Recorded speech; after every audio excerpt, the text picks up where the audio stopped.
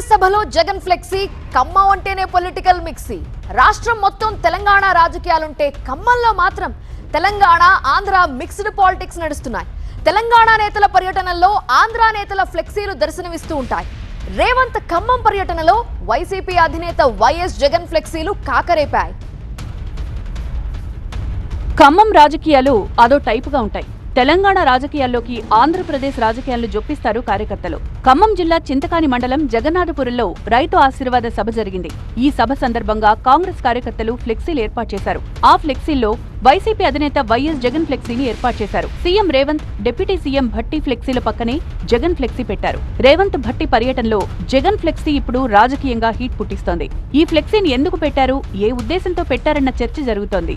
Jagan flexi నుంచి కాస్త ముందుకు వెళ్తే టీడీపీ నేతలు ముఖ్యమంత్రి రేవంత్ ఫ్లెక్సీలు ఏర్పాటు. జగన్ ఫ్లెక్సీకి కౌంటర్ గానే టీడీపీ నేతలు ఫ్లెక్సీలు ఏర్పాటు చేశారన్న చర్చ కూడా నడుస్తోంది.